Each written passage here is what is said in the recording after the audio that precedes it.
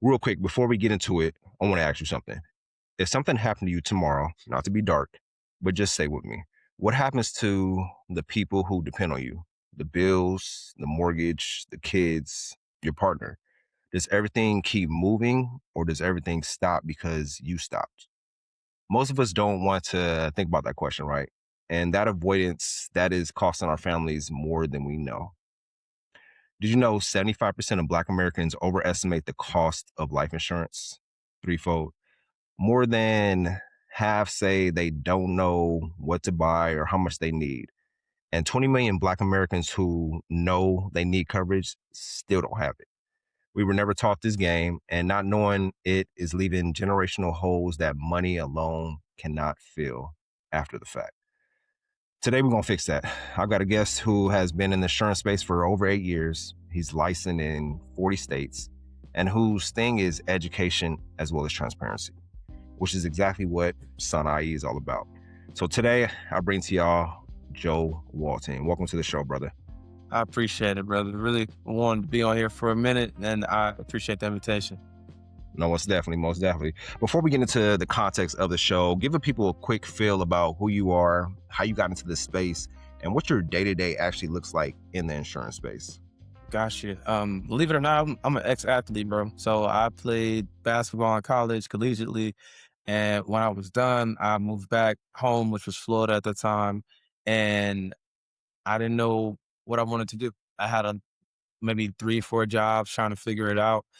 But I met a man who was a really cool guy who was in the insurance space and just taught me the importance of education. Mm, From there, I took my time and I got licensed and I joined a company.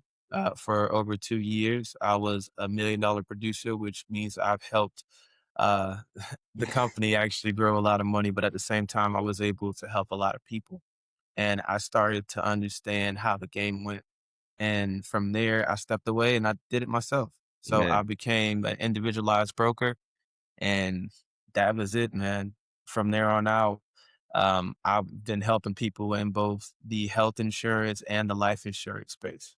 man, we appreciate you, man. I like you say you're a collegiate athlete. You played basketball in college, and then after college, you're like, what's next? You juggled 3 jobs, and then ran into a man who introduced you into the insurance space, Yes, which sir. I believe, I don't know, I'm gonna just say it probably changed your life from where you was at into where you are now. Night and day, brother. Night and day. I love that too. And like you said, for 2 years, you were $1 million producer, which is hard to attain in the insurance industry. Because when it comes to getting the deposits, the commissions, and stuff like that, people see that and just see the money and not see the aspect of helping people behind it. And I think that's Exactly. what it really comes down to is like you're here to help and serve others, not just serve your pockets. Gotcha. And when people hear $1 million producer, they think, "Oh, well, you made 1 million." No, in production. So that means with premiums and all, I've helped that many people when it comes to coverage. Up until this point, I'm probably about 5,000 families I've Man, look at God. Like, helped. yeah, that is a blessing in itself. And where I want to start with something that I think a lot of brothers in our audience are going to relate to, which is that insurance for a lot of us was never a topic at the dinner table, right? It wasn't taught in school, and many of us are figuring out on our own as we grow to figure out what is life insurance. So my question to you is, why do you think so many people, especially in the Black and brown communities, are fundamentally misunderstand how insurance works? It's not taught to us in schools sometimes. Our families push education and maybe going to college, getting that degree, doing those things. Other families actually push understanding what different type of wealth. Hmm. And the wealth gap is how I think some people in America succeed. But for our community, we fall short. Right. So just like a brief explanation, I just don't think we understand it as a whole, Yeah. right? Maybe a few of us, but how many people that actually say, you know what, I invest in my life insurance. My family is fully protected. I have a trust. I have everything that's set up. So if I leave here, my family is good for generations. And that's the thing, leaving that money for generations too. Cause I think people think, of course, it's for burial expenses and things like that, but people don't know that you can use it while you're alive if you have the right type of life insurance set up. Absolutely, bro. There are more than one go through it, of course, through this conversation, but there are more than one way to do it. Like, so everyone just needs to like kind of understand what they can afford and Hmm. just not try to jump to every golden nugget they hear. And I think that's the problem with our community too. We hear something that's working. Oh, it's quick. I'm gonna make money right away. And then we jump on it, Yeah. figure it out it's not that. And it's like we on to the next thing. Like patience, man. The Mm, turtle and the hare. The turtle yeah. runs the race, man. That's the thing. We have to have more patience, and I think nowadays, everything is just instant gratification. Everybody wants things Correct. overnight. Nobody wants that delayed gratification with that process. We would start off talking about how you're in fitness right now, and when it Mhm. comes to fitness, you're not going to get your gains tomorrow. But as soon as you keep chipping away, keep chipping away at the tree, eventually, the tree falls. So Correct. I got you. And then a research that I came over across is like 66% of Black Americans who own life insurance say they bought it primarily for burial or final expenses, not for income replacement or wealth building. And this framing right here really is what insurance can do to families. So, my question to you is when you sit down with someone who thinks insurance is just for when you die, how do you shift that perspective for them? I come in just asking straightforward, what do you know about life insurance? Right? Some people, oh well, I know when you die, your family gets this. Yeah. Cool. Do you know the certain parts of life insurance? And a lot of people don't. So I take my time to educate people on each part before we even talk about price. Hmm. So for instance, we may go of something called term policies. We'll go through return of premium. We go through index universal life. We go through whole life. And if they're older, first and foremost, I usually teach them final expense, Mm. right? Because I feel like understanding the policies itself before jumping into pricing is the best thing because our people, we gonna go for the cheapest thing We don't. sometimes. We go into the cheapest thing. And I'm like, Yeah. man, take your time and be educated because you Mhm. might find value in what you're looking at. You won't mind spending those extra 15, $20 or even Yeah. 50 to 100 depending on your situation. Mhm, and I think that's the thing too, just really depending on their situation, finding out what works best for them and have that education behind it, and that's what you're here for. It seems like all the clients that you've been helping, you've been educating them on what type of policy they may need, whether that's mortgage protection, final expense, a IUL, term. It just really depends on their age and their nature of their expenses. Correct. So Because everybody's situation is different, bro. mhm. You don't Yeah. know who has what. Like one family might be really good to invest money into a policy, and some people just can afford the final expense. Yeah. But at the end of the day, you're not a burden for your family. And I know you got a lot of bells and whistles when it comes to insurance, but Mhm. that's the main thing, just to be able to provide for your family at the worst time. Yeah. Right? And that's the thing, provide at the worst time because nowadays, you never know. Like life is not promised. You never know when your that death date comes, but you still want to have things set up in place for your family so they don't have to do the GoFundMe's, the car washes, the potlucks, whatever it may be. It's like, hey, you have this in place. You're only paying, depending on your age, roughly 10 to 15, $20 a month. I'm talking about people our age, and you're paying that a month and you're getting like 50 to 60, 70,000 insurance that covers stuff. God forbid things happen to you. So, Correct. and we all know that there's also mistrust when it comes to insurance. We know insurance companies historically overcharge Black Americans for policies. So, how do you address that when it comes up? I don't think sometimes it's the insurance companies, and I Hmm. know this is bad to say. Yeah. Sometimes it may be the agents, Mm, right? damn. Not giving the and I'm a broker, so I'm a say it being a broker. I work with like 50 to 85 carriers, so that's cool. But Man, you that's, may get an agent who works for one carrier, yeah. right? And I'm not saying State Farm is bad, but let's say you get a State Farm agent. State Farm, y'all good people. I ain't got no problem with y'all. Hey, Just that's the one saying, that popped into my head. I ain't gonna lie yeah. to you. So let's say you get a State Farm agent or a Prime America agent Hmm. who basically just works for those companies are captive, basically meaning that they can only work for one company. Man, sucks. They can only offer that product at that price. So let's say we're talking about term, right? And we'll go Yeah. over the definitions here shortly. But let's say they can offer a term policy for $85 for a person who's 45 years old. That's all they can offer. So the people are like, oh, well, I gotta have 500,000. I need Mm, 500,000.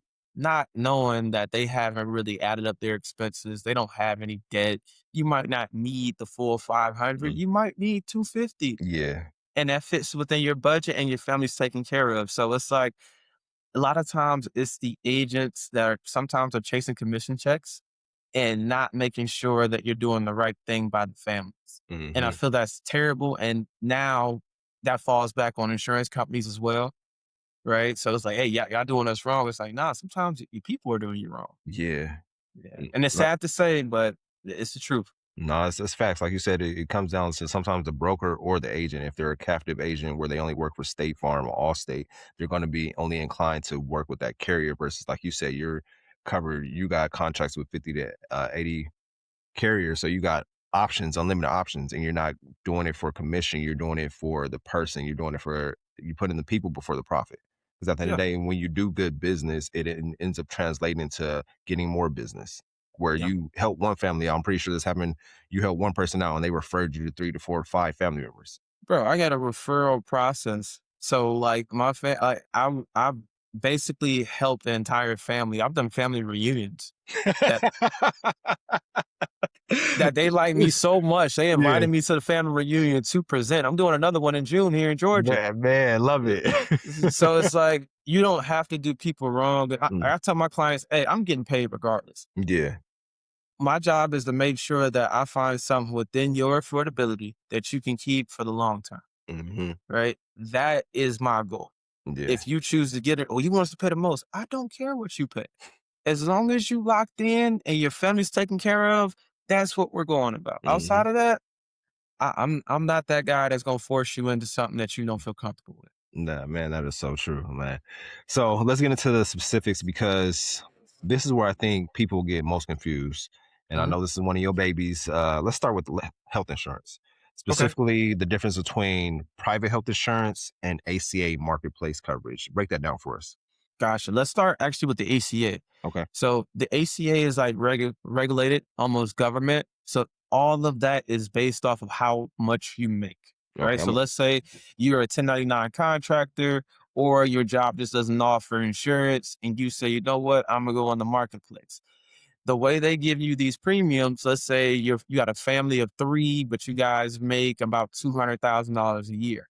They're gonna base that just off your family household size Okay. and the amount that you guys are bringing in, right? So let's say the government says, well, you should be paying $800 a month for insurance, right? That may be at the lowest deductible. So for those of you who don't know what a deductible is, that's basically the money that you have to pay before being seen by a hospital, Okay. right? So for instance, let's say you're paying $800 a month, your deductible is $8,000, right? Not a very good policy. Hmm. That almost forces you to have to pay more in premiums to get a lower deductible. That's crazy. Right? And that's the ACA marketplace. Now, some people who have pre-existing conditions and they need that type of coverage, they don't have a choice. They have to figure it out because they Mm, need that health coverage, man. right? Now, for most people who are healthy, right, and they don't want their income tracked by the government, some business owners, some people who are just kind of going along about their own way, they go to the private market. Okay. The pri- the private market is solely based off of your health and not your income, Gosh, right? I'm taking notes as you talk. You good. If I'm talking too fast, slow me down. You good. You good. Right. Now, with the private market is great for healthy individuals. We understand things happen, but they have a full breakdown that you can actually create your own package from the health insurance to the dental and vision to accident coverage. Is basically if you get into an accident, the insurance company gives you a check Okay. to critical illness benefits, kind of like Aflac. So if you had a heart attack, stroke, or cancer, they give you a lump sum benefit, Okay. right? Mental health. They even give you virtual sessions if you're paying a monthly subscription for that. So all that can be set up through the private market, which is very good depending on what's going on. Now, the downside of the private market, I always give the pros and cons. Got you.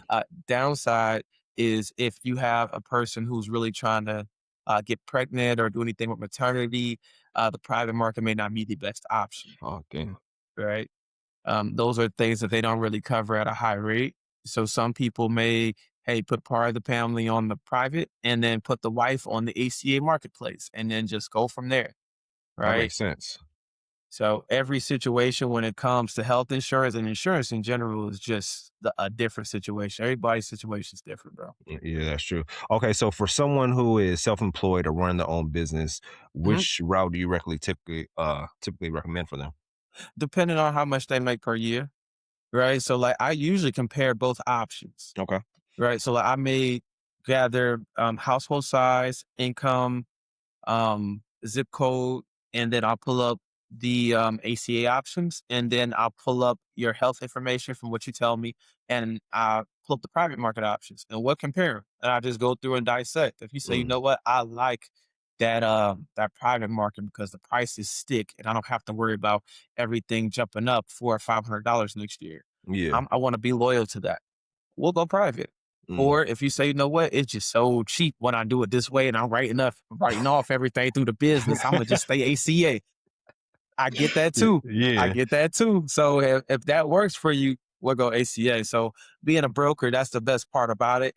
Like I'm not geared toward making you buy one or the other. My job Mhm. is just to educate, and then whatever you choose is best for your family is the direction that we're going. No, no, I love that too. And I see you do your due diligence too when it comes to the health and life insurance side because you're like, hey, I'm trying to keep this client on the books going on versus me just trying to get a check. Like, I got them sold. Let me move on to the next one. Because eventually Correct. that ends up going to debt if they cancel that policy or whatever it may be. So doing your Correct. due diligence, spending that time with them, educating them, you're just like, you're talking to them. It seems like you're talking to them like they're a family member, like they're part Yes. of your family I versus, tell my go I'm ahead. sorry, let me cut you. I tell my clients, hey, your money is my money, Hmm. right? I don't get paid just a big chunk and I'm done with you. I'm moving on to the next one. My job is to keep you on the books, Yeah. right? So you're taking care of your family and I'm taking care of my family with this business and I treat it as such. So I've had people, they have all my clients have my personal cell. Okay. I've had family members pass away. I've had people in the hospital and they said, we don't know what to do. Mm. And I gotta guide them, give them phone numbers, make calls for them, and I treat them like family. Man, that's the best thing too. When you feel like you're treated as family, you don't feel like you're a client to somebody. You feel like, oh man, that's my little brother, that's my big brother, that's my uncle, that's my cousin, something like that. So I would totally respect that too, because that's a great way of doing business as well as just helping people out in general, treating them like their family. Correct, bro. Like it's they people don't know. Like we're doing this podcast to educate people along the way, right? So just Hmm. the the product of not knowing hurts a whole lot more, especially when you need help. Yeah, that's true. Yeah, So and I'm I here guess for I you. have a follow up question. What's like the biggest mistake you see people make when they're shopping for health coverage on their own? They go for the cheapest price. I get people who they find an ACA marketplace because their cousin and family members have always done the ACA. Hmm. They say, okay, cool. Well, I'm only spending $25 for coverage and they have a $10,000 deductible. Damn, So what that means for the people is this person is paying $25 in premiums. But if they go to the hospital, they have to pay $10,000 in order to be seen that's properly by a crazy. physician. Nah, that's crazy. It gets worse. So the copays they don't look at. So a copay is supposed to be 25, 50, depending on if it's a primary care specialist, right? Uh huh. A lot of copays that people don't look are the deductible because you're just picking the cheapest thing and moving on. You haven't really dissect the policy to see what was best for you. No, I totally understand that. So somebody like in our age group, do you recommend them getting a lower uh premium as because people our age rarely go to the hospital like that, or do you recommend Mhm. them getting high coverage? I don't think high, but just something that they can afford, Hmm. right? You like let's say like you got a $400 policy for you and your family. That may be cool. Your deductibles might be 3 grand. Okay. Now, you want to make sure that you don't go in debt if something happens to your family. So I know people who hold on to 6,000 or 3,000 just in case to cover that. I know people who don't have the means to hold that much cash, so they may clear a credit card and say, Mm, "Hey, this is for the emergencies for medical coverage." yeah. So I think it depends on your situation, but I don't think $10,000 in deductible is good for anybody. It really ain't. Unless you got that bread saved up for real. So I guess that leads me up to so someone working a 9 to 5 that we get that employer coverage. Is there Mhm. anything they should be doing beyond just accepting whatever the job offers? Well, if they have the employer's coverage, honestly, they don't qualify for ACA because your employer offers it. I know people who try to go around it, and that's not the safest thing to do. Hmm. Um, if your employer offers decent coverage, cool. If you're healthy, go to the private market, see what they have to offer, do a comparison, and choose what option works best for you and your family. Makes sense. That comparison is a thing. All right. Okay. I learned a lot about health. I'm like, man, I got my notepad full. I'm like, Jesus. But I appreciate that insight on health insurance. Because me personally, it's like, yeah, we when we have our jobs, our 9 to 5, we get our health insurance through our the companies or employers that we're with. But when you're a self-employed or a business owner yourself, you're like, okay, who do I go through when it comes to health insurance? Because I got to get some for myself as well as my employees if I have employees too. So Correct. I appreciate that. But now we got to flip the coin back to the life insurance side. Mhm. Walk us through the basics. I know you were talking about term insurance, final expenses, IULs. Who is term insurance for and why does it exist? Got you. So, term insurance is for everybody. Okay. Everything that we look at is for everybody, just depends on the situation. Right? So term insurance can be 15, 20, or 30 years, right? Okay. So like let's say you buy a policy that's $100,000, you paying $50 a month for your policy, you happy as heck. But at the end of it, let's say you outlive those 30 years, Hmm. your insurance is done. You don't get nothing back. It's over with. So what do That's you that do? What do sucks. you do now? You got to find more life insurance. Yeah. But now you're 30 years older. Mm, Right? Because a lot of people don't get multiple policies as they get older. They wait until one expires before getting a new policy. yeah. Right? Some people don't even know that they can have multiple life insurance policies. That's true. Right? So Yeah. that's the main thing is the term. Now, term can be good for people who own a home. Right? Um, yeah, have you ever heard of the term mortgage protection? I have. Okay. So mortgage protection, people think is something that's just supposed to be like, hey, it's some extra I have to buy on the back end. And my mortgage gonna be covered. It has nothing to do with the mortgage company. It's just a term policy, Hmm. right? Most people who get a mortgage, they usually get a fixed mortgage, which is 30 years long, right? Okay. So if you and your wife, like let's say I'm married, my wife gets a term policy, I get a term policy for the cost of the home. If anything should happen to either one of us, we'll be able to cover the cost of the house. That way we own the home now and we don't owe anybody anything. Mm, Because let's think about, all right, let's say your house is worth $300,000, got it. right? Are you married, bro? No, not yet. All right. So let's say you and your significant other, or just you've got a $300,000 policy, Hmm. right? So let's say for any reason within those 30 years, you pass away, right? Let's say you pass away at year 15, right? So that mortgage has been paid down quite a bit, Hmm. right? Probably even close to half. So let's say you got 150,000 for easy math, you have $150,000 left on that home. Okay. Whoever you pass the house down to, you wrote down like as your beneficiary, I want you to have my home. Let's say you have the house in a trust, et cetera, et cetera. We'll go over that later.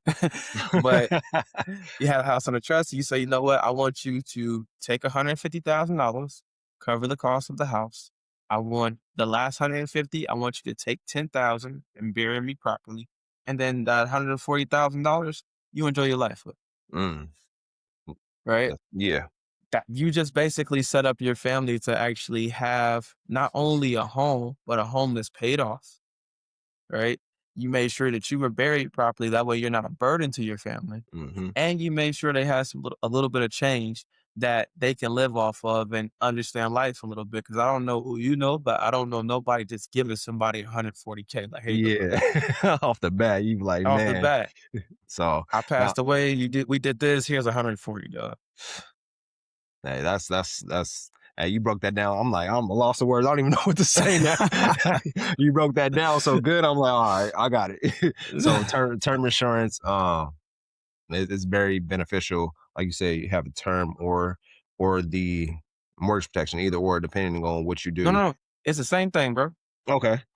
So mortgage protection, like it's the same thing. A term policy is the same thing. It's just a fancy way of saying it. Got you, got you. So what I found out too, like when it comes to term life insurance, it represents 19% of the US market by premium. So a Mhm. healthy 30-year-old man can often get a 500,000 policy, 20-year term for about 25 to 35 a month. But 75% of Black Americans overestimate the cost of life insurance. Why Mhm. do you think that is? They're not educated, and we're not trying to get educated. Like you mentioned that being a minimum, which is great because you can find it in for some companies, but it may Hmm. not be the best companies. I know a company that may give you like you may have to pay double that. Let's say you pay $75 a month, right? Yeah. For $1 million of coverage, but you have something called living benefits, right? Okay. A lot of times people get coverage, and my brother is guilty of it. One of my brothers, my older brothers, I just got him life insurance squared away a couple days Hmm. ago. Oh man. Finally listened to me after 8 years. Right. So it's Yeah. like, yeah, bro, I need you to set up da da da. But he was online and he seen something for $75 Hmm. for a policy, but it was completely incorrect. Right. When it comes to life insurance, a lot of advertisements show that you can spend $75, you can get $1 million. That's not always true. Yeah. A person may be in bad health, right? A person may have pre-existing conditions. Here's Hmm. something that people don't know. A person could have had a felony in the last 3 years and may not qualify for life insurance for certain companies, Yeah. right? So when it comes to that type of coverage, you always want to make sure that you qualify before, like a person can only give you a quote. You have to actually do the application to be qualified for the coverage. Gotcha. And then you'll have an idea of how much coverage you can get. And then a lot of policies don't come with something called living benefits, right? Break that down for us. What is living benefits? So living benefits is if you have like a heart attack, stroke, cancer, something terminal, the Hmm. life insurance company will allow you to look to use 70 to 80% of your death benefit while you're still alive. Interesting. Right. So like, let's say you had a heart attack and you survived, right? You call your life insurance company, you tell them what's going on, like, hey, I just had a heart attack, I can't work, da da da da. They'll file a claim. They say, well, you have access to $70,000 of this 100,000. How much money do you want? And they'll give, let's say I want 50. You'll get $50,000 tax free to survive off of. Hmm. Now, your life insurance policy only has $50,000 left. You pass away, Hmm. but while you're living, you're not hurting for money, right? Yeah. You're not hurting in a place where you can't pay your bills and take care of life. Got you. Got you. So Yeah. with that 50,000 that they get from the living benefits, do they have to like hypothetically pay that back like a loan or what is it? Mm-mm. They deduct it from your actual death benefit, Okay. right? So it's not a loan. They're taking it directly from the death benefit. So believe it or not, they even do that with term policies.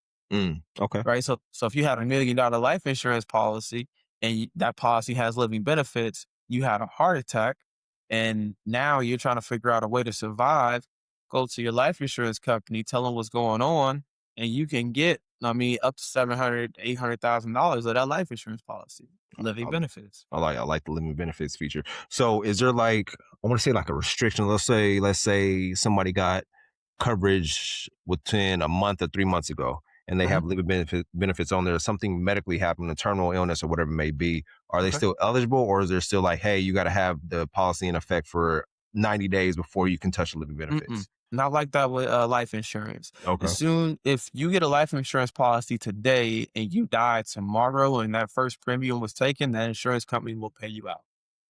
Okay. So what Right. if okay, so let's say they put something in effect and but the payout, let's say they got the insurance, Mhm. they didn't pay their first premium because their first premium is due, let's say next week.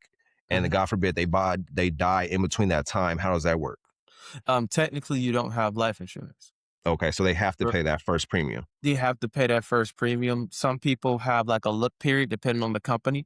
Hmm. So they allow you to say, okay, great. But technically, until that binder payment is paid, you don't have coverage. Okay, got you, got you. Right? That's good to know. Depending on the company. I've seen certain companies say, "Hey, we approved you. We'll pay you up to like if it's a $300,000 policy, you have $75,000 until you pay your first premium." Okay, Right? so that's good. So every situation is different. Some do none at all. Some may give you that grace period. Got you. Okay, so I've been hearing a lot too. We talk about premium, premium, premium. Mhm. Now, my question is, what is return of premium, and why do most people know this option exists? Don't know this option exists. Okay. So return of premium is basically a term policy, right? So remember at the Check end of it the out. term policy, I said you don't get nothing back. It's over with. Freeze. I don't know Eh, what. Oh, you back. Yeah, it kind of Uh, froze for a second. yeah. Yeah, we back. I'm like, what happened? Gotcha. Gotcha. So basically, return of premium is a term policy in which you get all your money back if you survive it. Right? Hmm. That's the same thing. So you get, let's say you get a 30-year policy. Your house is paid off after those 30 years. And let's say the policy was $50 a month, right? Yeah, So at the end of that policy, right, the insurance company will give you a check for $18,000 man. free and clear. Now you don't have insurance no more. It's over with. Yeah. But the term policy served its purpose. Hmm. The purpose was to protect the home or assets during that time. It did its job. You outlived that beetle basically. Hmm. And now everything that's left over is going back to you. Yeah, Yep. got you. Policy still has living benefits, still has all the features of a term. It just has that rider that it gives all your money back at the end. Got you, man. Got to write a book. For real, for real. So let me ask you, if Okay. a 30-year-old black man, has no policy right now, he has a family, is making decent money, what should he be doing today? Hmm. As far as life insurance goes, Yes. he needs to figure out how much debt he has, how much debt the family has, and if he should leave tomorrow, um, what is needed for the family to continue to survive, Okay. right?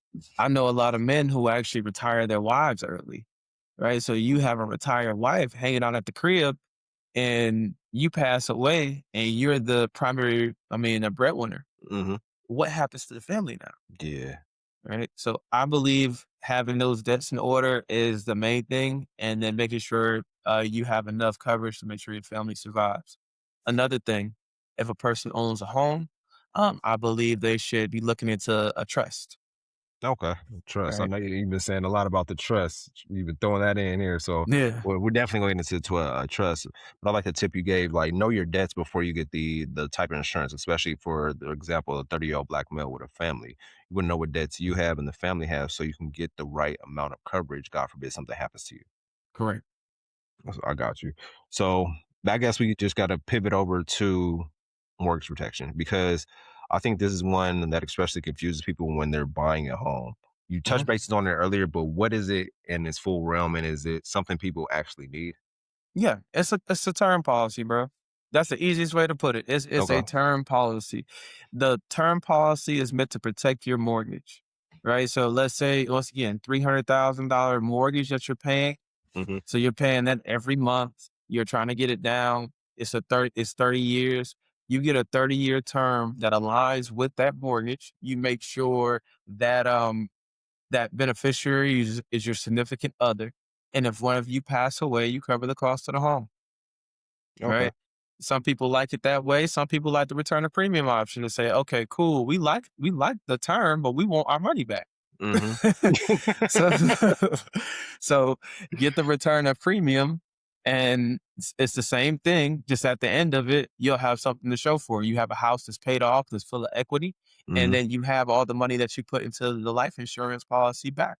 Yeah. So with the return of premium and the term, is it the same? Let's say premium across the board, or is there ROP higher than a term?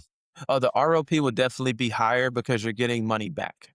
Okay. Right? Got you. Anything Got you. that you're getting money back, of course, like it has like a rider or something attached to it. They're gonna make sure that you're gonna pay for that perk. Got you, got you. And then I know when a lot of people buy homes, the banks like to push them hard to get mortgage protection. Is the bank should you be shopping through the bank when it comes to mortgage protection or term coverage, or should you be shopping independently? I believe it should be good independently. It's Okay. always good to kind of not put your eggs in one basket because now you're expecting the bank to do everything.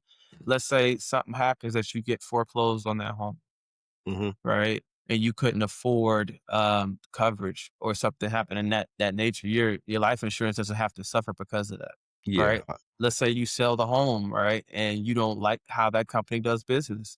now you're kind of forced to keep coverage because of that. No, I Mm, don't. I don't like putting my eggs in one basket. uh, touche. I'm writing that down. When I buy my next home, I'm like, hey, don't put all my eggs in one basket. Yes, sir. Okay, so what do you tell someone who hypothetically just bought their first home and is trying to figure out whether they need mortgage protection or not? You definitely do. If anything happens to you right now, what happens to your home? Well, because most people they're married, or I know a lot of single men who have homes or flats or whatever, but Mm-hmm. most people, I would say about 70% right now, or even 80, might need two people to qualify for a loan, Okay, right? So how is the other person supposed to cover the mortgage without assistance? got you, man. Yeah. That's so true. All right, I know. And there's something else you kept bringing up. We hear a lot in the financial spaces, and it's basically IULs.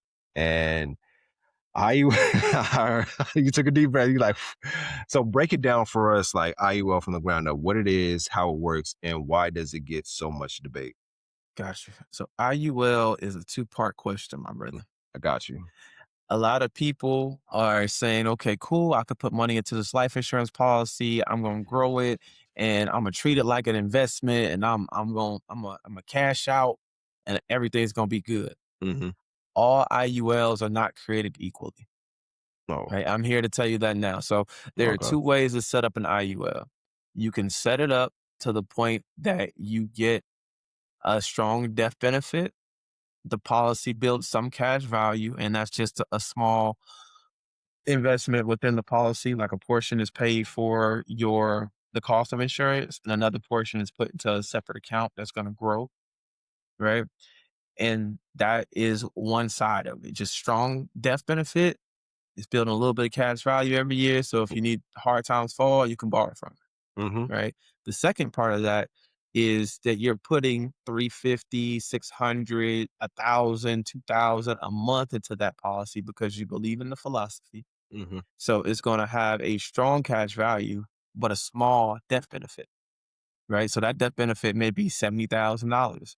So that means your premiums are going toward the cash value side and not the death benefit side as much. Got Does you. that make sense? No, it does. It All right, does. cool. So So, I got to dissect this a little bit more for you. okay. It's a process. Agents have set this up wrong for clients, and I personally have dealt with this because Man, we get paid more on the side that you get it for the death benefit than you do the cash value. really? Yes. I thought it would all equal. No, it's not all equal. So you have some agents or brokers who are educated in setting these up correctly to the point that they're setting it up just we call it an the express way to make sure Mm, you have a strong death benefit and mhm. you build a little cash value, right?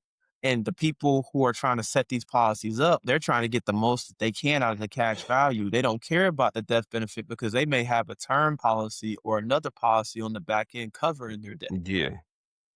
right? So it's really the structure, right? Yes, for IULs, the first 5 years, a lot of fees because the insurance company, they got to make sure they eat. They Mhm. got to make sure people are not trying to come in, put money in, take it out, and treat it like their own personal bank. Bank I And got I you. and I know everybody heard that infinite banking. Let's make sure we set it up this way. All of those approaches are temporary. You're trying to basically make that wealth last long term, right? And Yeah. you want to be able to put money into your policy, allow it to grow. And the way it grows through an IUL is it mirrors the S&P 500. Mhm. Right? Are you familiar with the S&P?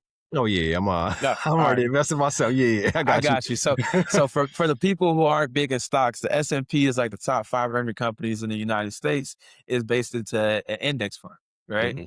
So with these index funds, they are grouped. So basically they have a higher outcome than most individualized stocks. I mean, in the US or anywhere else, right? Yeah. So a lot of people invest into that.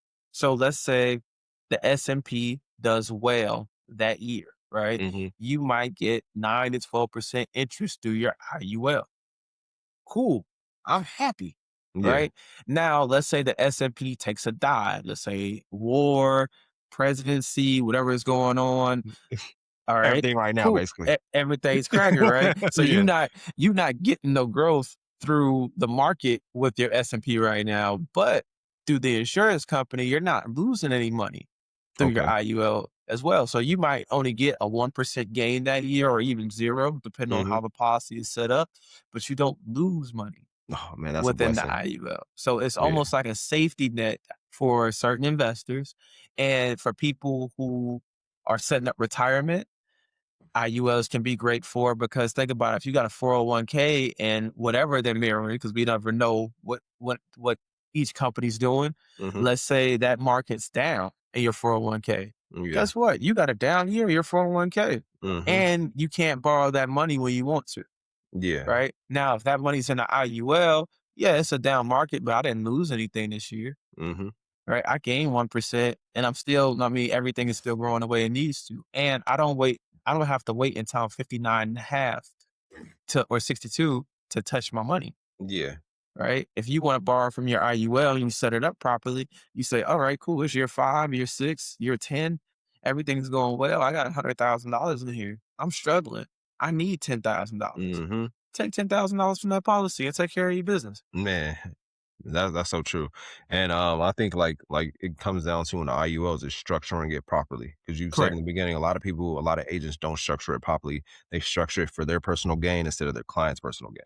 They're Correct. like, oh, let me make sure the cash value is high so I can get more compensation or get more deposits. But at the end of the day, it's for your client and making sure they know what they're getting as well as helping them out in the long run. Because IUL is set up for wealth building and it grows over time, but you don't want to put them in an IUL they can't afford over time.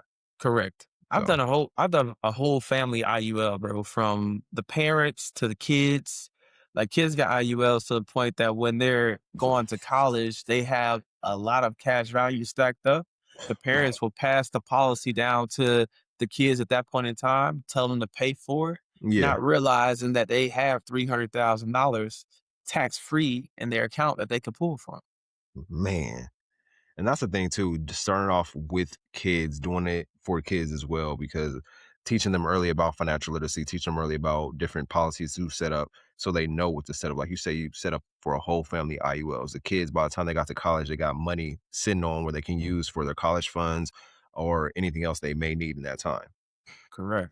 So, And hey, think about being in college, eating ramen noodles and everything else. And you're just like, all right, cool. Well, yeah, I go get these ramen noodles. I got 5K that I'm about to pull from my joint. My family made sure I was good. I'm about to eat yeah. this whole way. Uh, nah, I was just reminiscing what you said, ramen noodles in college, bro. I remember those days because I used to live off of ramen noodles. Man, Like it was hurting. Stomach growling. I found out different ways to eat Thai ramen back in them days. Like Man, hot they, sauce packets, seasoning, bruh, just stirred and mixed. You know, that every whole way. everything with it, man. It had every flavor. I'm like, bruh, Thai ramen should have sponsored me during college because I was eating Thai ramen every single day, which probably So ain't good for health, but yo, you gotta do what you gotta do. that part to survive. So when it comes to IULs, who should stay away from them? Hmm.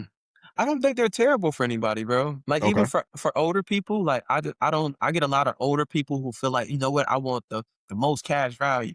Yeah. That ship and sale. Yeah, You're that's not true. finna put $600 a month into this policy. Go ahead and lock in something that's gonna give you a decent death benefit, Hmm. like 150,000. And a lot of times those are cheaper than the whole life policies. Hmm. Right? So, yeah, lock that in. So, I don't think there's anything wrong with IUL for anybody. It just depends on how you set it up and what are you using it for. And Got you. Got you. some people gotta be brought down to earth, brother. Like, this Mm, ain't for you. that's true. That's true. Like we discussed earlier, that somebody may want a $500,000 policy because they seen it on TV, but it's like you may be cool with 250,000. You got to know your debts and know what your expenses are, so you put the right numbers in. Because you trying to get 500,000 at 65 years old, it may not work out for you. Correct. So, Which is a day in my life. So, welcome. hey, they think they know best. I need a So I, million tomorrow. I'm like, "What? You 65. How much can you pay? 50. When man, were you paying 50 for a million at 65?" Hey, it might be an accidental coverage. For real. So you've been doing this for 8 years. Congratulations on that longevity because Uh, 8 years in the business, I know you've seen a lot, right? yes, So sir. what's the worst conversation that you've had to have when it comes to a client was looking to buy like the wrong policy or no policy at all? Recently, brother, believe it or not, was one of my worst conversations. I actually put this on my story on Instagram. I had a lady with no fingers and no toes Damn. and wheelchair bound. She was doing great things. Like she's in school. She actually is in school for a PhD in nutrition because of what was going on. But she was looking for an index universal life policy, Okay. right? With IULs or anything else, we all get underwriting guides. So with those conditions and how recent they were, she would not qualify for an index universal life policy, Damn. right? Um, Before I gave her that news, she told me her story. She had her father who just passed maybe a year ago, and with her disability check, she had to cover the cost of the funeral, Mhm. right? So she said she did not want to put that burden on the kids, Yeah, I get but it. she wanted a policy that she can borrow from, and she wanted to make money off of that policy. I had to explain to her, hey, because of your pre-existing conditions, ma'am, this will not work for you, right? What can work for you is a final expense policy Hmm. because she met all the qualifications for the final expense. She could have got that after day one, $40,000 of coverage within her budget because she was on disability. Okay. She told me straight up, No, shoot. if I can't profit from it, just like that, if I can't, she was straight up Hmm. profit from it, I don't want the coverage. Damn. I said, what's more important? You right now worrying about your current situation, you're trying to find a way to skim off the back end because you can afford your cost of living. Everything's great for you right now. Hmm. You've been through the worst. God has blessed you to be where you are right now. Or you actually taking care of your family if something happens. Because, like you said, you had to bury your father. Your family honestly can't afford to bury anybody. Yeah. So who's going to bury you? And she straight up told me, I don't want it. Damn. After you told her that too? After I told her that, and after she told me what she told me about her dad, I kind of use that as a pain point so she can understand, like, hey, like insurance is bigger than you. Yeah. And she basically told me, no, it's not. And if anything happens to me, I got to figure it out like I had to figure it out. And that is the worst story that I've had people die who need help. I've had people who was supposed to buy the policy next week and passed the week before. But I feel like that was the worst story because she knows, and now Yeah. she understands, and she could afford, but she chose herself over her family. And I feel like I don't know anybody who would truly do that when they understand the hurt and like pain that comes behind that. Yeah, especially like you said, she went through it when she had to bury her father. She had to use her Yeah. disability checks to pay for the funeral. So why would you want to leave that burden to somebody else? You said, "Oh, I had to figure out, but why not be that person?" Like, nah, I had to figure out. I don't want the person to figure out for myself. I want to have things in place. Just because you're not going to make profit off of it, it's like, okay, maybe I can break profits in another area. And this Mhm. is just setting up for God forbid, whenever she passes, everything is taken care of, especially with her pre-existing conditions. And that's advertising right now. Everybody's advertising IUL. Everybody's advertising infinite banking strategies through whole life, et cetera, et cetera. But they're not advertising protection. They're not Hmm. advertising making sure assets stay within the family. They're Yeah. not advertising get what you can afford, right? I've had clients who can only afford an $85 term policy and come back 5 years later and get permanent options for the entire family. Hmm. But during that time, that $85 that they were paying secured the family. They didn't have any asset. They didn't have anything else. This was a person who's hardworking. He has a wife and 3 kids. And he said, if I die, they need this. Yeah. You put these things before yourself, right? Hmm. And you can't, and as a man, I don't think you can do to respect that. Yeah, that's true. And it's like some people, like you say, you probably ran into 1,000 of times where some people are selfish, where they're thinking about themselves. They're like, hey, man, if they can't figure it out, then that's on them. Because I've run into that a few times too, where people are like, yeah, I don't need it. They can figure it out themselves. That them debts, that's all on them. It's like, damn, you really that selfish that you don't want to help out your family members a way where you can just pay hypothetically whatever it may be a day or a month because you're selfish. You don't want to do it, which is crazy. I got military personnel that get life insurance policies and just cover it annually. Nurses That's who smart. I got nurses who treat it almost like a retirement account and getting IULs. I got homeowners who make sure they have 4 or 5 term policies, right? Some people just like term. They're like, Hmm. I don't need all that. I got investments account. I got investment accounts. I don't need anything that's going to compound.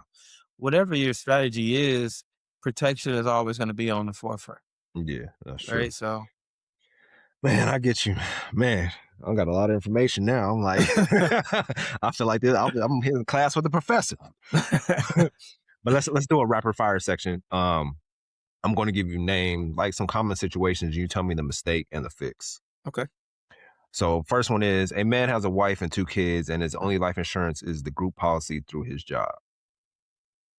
The group policy is the problem because if you Okay. ever leave that job, your insurance doesn't go with you. If you Okay. retire from that job, your insurance doesn't go with you. So let's say you did retire from it Hmm. and you're 65 years old and you need $300,000 worth of coverage. What do? Your health isn't up to par, right? So it's like, I would tell people, I think the fix is get the cheap group coverage because you don't never want to like not cheap or anything else, but always get coverage outside of work. Yeah. That's true. All right. I like that one.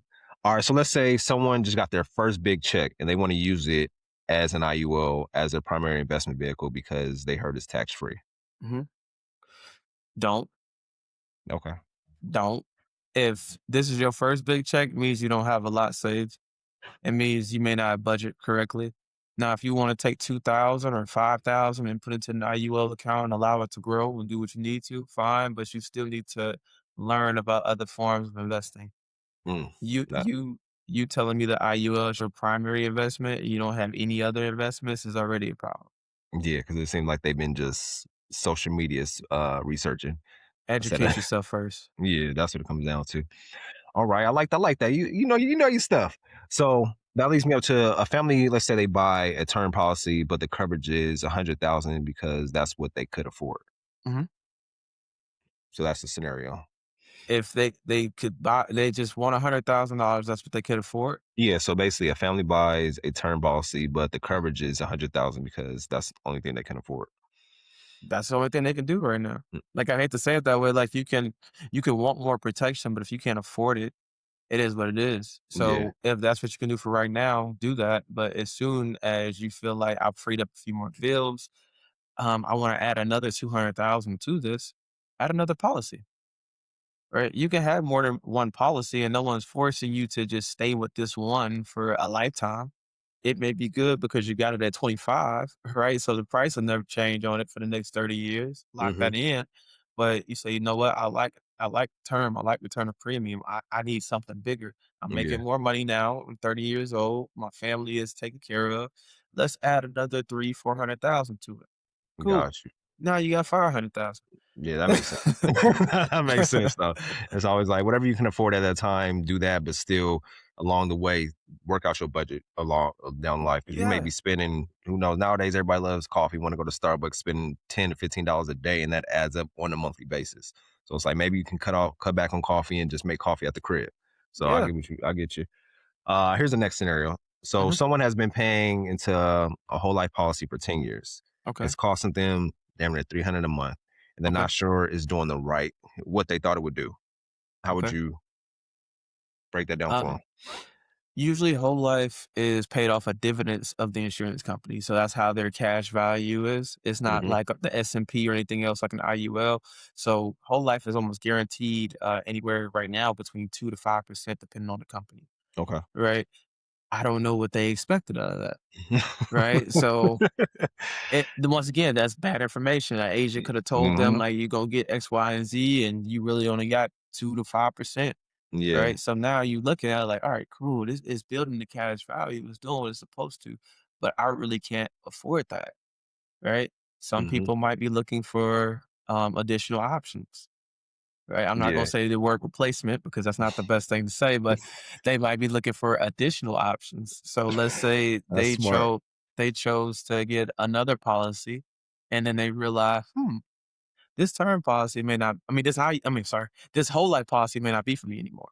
Mhm. But I have all this cash value in it, right? Damn.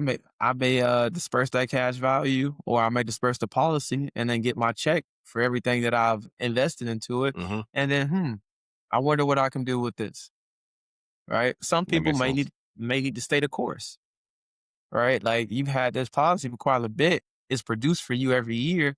It's just not producing as fast as you want it because you treating it like it's a high quality stock when it's just life insurance, Yeah. But I right? think So, that comes down to, like you were saying, they may got, miseducated or misguided. They thinking like, "Oh, I bought this." They know it's a whole life policy, but the person told them, "Hey, you'll get cash value. Your cash value will be like this in 10 years." So let's say they doing 300 a month. They expecting like in 10 years, hypothetically, that mhm, it totals out to like 15 to 20,000 in cash value because that's what the agent told them. So they've been paying on this for 10 years, but they didn't do their research because they trusted that person to guide them because they didn't have that education in that. Until 10 years came down the line, they saw like, hey man, my cash value is not where it was what the person told me it would be.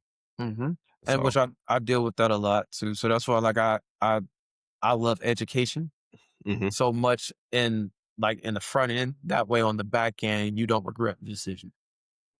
that's true. Mhm, That's it for my scenarios. Like it's just some stuff I came across. So I want to talk about the bigger picture here because we talk about a lot about generational wealth here, right?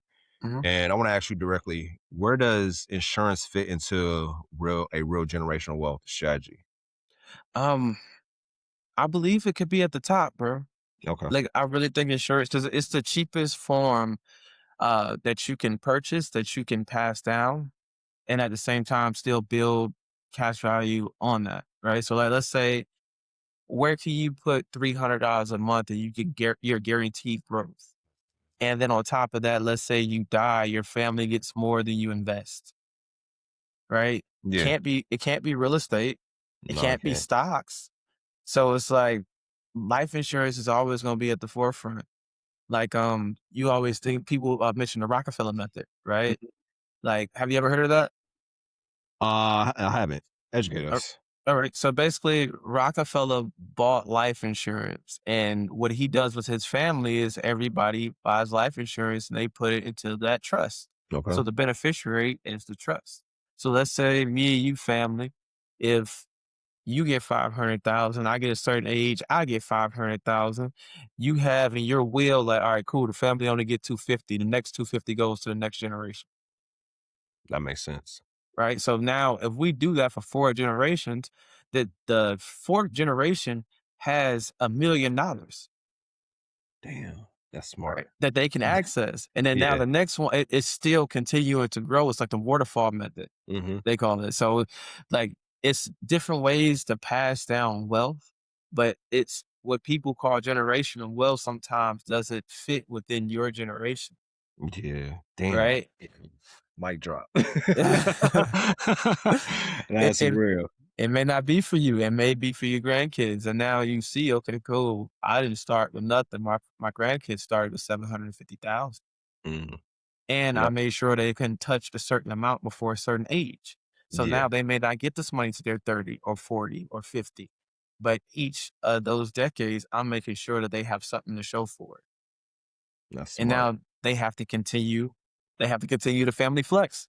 Mhm.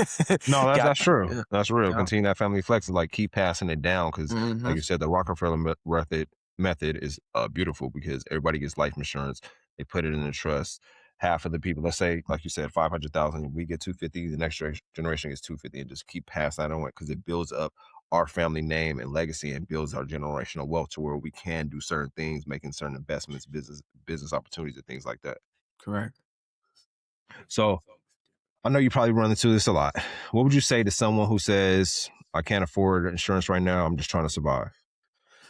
You can, you can. Just you can't afford what you want, right? Okay. You want the $1 million coverage. You can probably only do 50,000. You get gas every week. You get coffee every week. You can find something $25 or $30 a month that makes sense for your budget, and just meet yourself where you are, Yeah. right? Some agents say, "Well, I can't do anything." You can't. Someone else can. Yeah. That's real. That's real. That's real. I don't know what to say. You keep doing the mic drops on me. I'm like, man, for real. So, um, my second to last question is, what is the best advice you've ever received, Hmm. From an insurance standpoint, or just life in general? keep going. Keep going. I Like, like that. yeah, sometimes things aren't going your way. Sometimes you don't feel like it, but keep going. Things always get better. Keep God first. Keep going. He's giving you life. He's giving you an opportunity because you woke up that day. Hmm.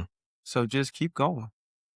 And I love that too. That's beautiful because, like you said, just keep going. Because we all, there's times I've done stuff I don't feel like doing it, but it's like you got to do it. You got to keep going because, like you said, if God give you that health, that will to do it, you got to keep going regardless of what you feel. Yes, sir. Too much Man, is how they say too much is given, much is required. it's And facts. sometimes the requirement is for you to get your butt up and get these things done. Hmm. For real, man. I appreciate this for real. So the last question before we close out: Okay. if you give one piece of advice to a 20-year-old who has never talked to an insurance broker, what would you tell him? Hmm. Get educated. You guys have information at your fingertips sometimes and you don't utilize it. Get as educated as you can before speaking to a professional. Sometimes talk to more than one professional and see if the things align. Make sure that you don't have one person for one company, that you speak to somebody who has experience with multiple companies, and then pull the trigger. Yeah. Okay. You're 20 years old, man. Like the earlier you do these things, the less you have to worry about it later. That's true. That's true, man. Joe, brother, I appreciate you. And I appreciate like this conversation. Like I got educated. I know the audience got educated. You came in here with some real game, real knowledge of the insurance industry, whether it's life or health insurance. And I truly appreciate that. Before I let you go, where can the people find you? If someone's Man, listening to this right now and that they want to actually have this conversation with you, how do they reach you? I am everywhere. So if you guys are on Instagram, it's Joe Solutions _ I'm there. If you guys want to find me on Facebook, just type in Joe Walton. You'll see an ugly picture of me up there in a suit, smiling my butt off. You guys can add me there. Uh, TikTok, I'm there as well. Same Okay. same thing. Average show.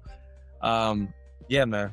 Or even like I know you're gonna leave links on the podcast here as well. Click one of the Hmm. links there. Find me, guys. Ask questions. It doesn't have to be a formal appointment. You can slide in my DMs. I say it all the time. Slide in my DMs with your questions.